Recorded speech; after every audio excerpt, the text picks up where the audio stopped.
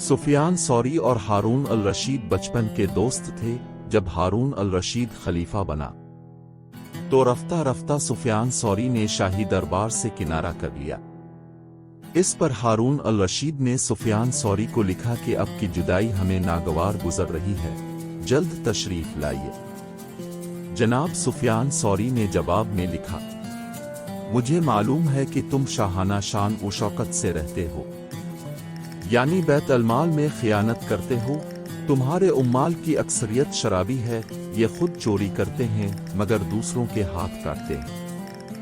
کیا تم چاہتے ہو کہ تمہارے ہاں یا کر یہ سب مناظر اپنی آنکھوں سے دیکھوں اور قیامت کے دن تیرے خلاف شہادت دوں؟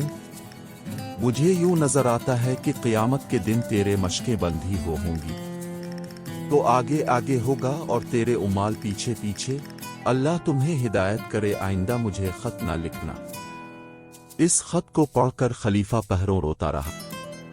یونس بن عبداللہ خواجہ حسن بصر کے مرید اور شاگرد تھے اور کپڑے کی تجارت کیا کرتے تھے۔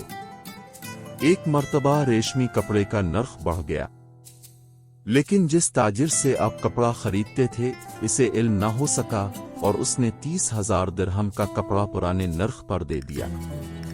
کچھ عرصے بعد جب آپ کو معلوم ہوا کہ کپڑے کا نرخ زیادہ تھا اور تاجر نے لاعلمی میں آپ کو سستے نرخ پہ دے دیا تھا، تو اس تاجر کے پاس گئے اور اس کے انکار کے باوجود 5,000 درہم اور اسے ادا کیے۔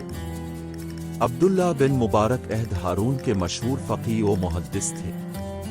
ایک مرتبہ وہ عراق کے شہر رقہ میں تشریف لائے تو انسانوں کے ایک بے پناہ سیلاب نے ان کا استقبال کیا۔ اتفاق سے اس روز ہارون الرشید بھی اپنی بیگم کے ساتھ وہیں فرد کش تھا۔ یہ منظر دیکھ کر ہارون سے ان کی بیگم کہنے لگی کہ یہ ہے حقیقی سلطنت کے ایک دنیا زیارت کے لیے امن پڑی ہے۔ تمہاری حکومت بھی کوئی حکومت ہے، جب تک شرط ڈنڈا نہ چلائیں ایک آدمی بھی تمہارے استقبال کو نہیں آتا۔ ایک مرتبہ سلطان علاء الدین خلجی نے حضرت نظام الدین اغلاق کو پیغام بھیجا کہ میں اب سے ملنے آ رہا ہوں۔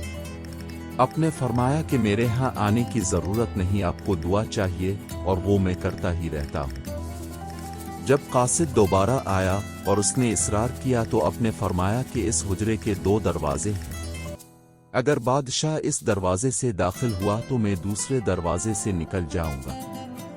ایک دن خلیفہ ہشام بن عبد الملک اموی سیر و تفریح کے لیے ایک دلکش مقام پر گیا۔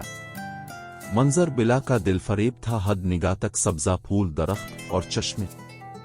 ایک ٹیلے پر چڑھ کر چاروں طرف نظر ڈالی اور پھر کہنے لگا، میں کتنا خوش قسمت ہوں کہ ان نعمتوں کا واحد مالک ہوں، کیا یہ نعمت کسی اور کو حاصل ہے؟ حجاز کا ایک بوڑھا بول اٹھا، امیر المومنین آپ تو آج تشریف لائے ہیں، یہ نعمتیں ازل سے یہی ہیں، یہ آپ سے پہلے کروڑوں کا دل بہلا چکی ہیں اور بہت جلد آپ کے جانشین کو مل جائیں گی۔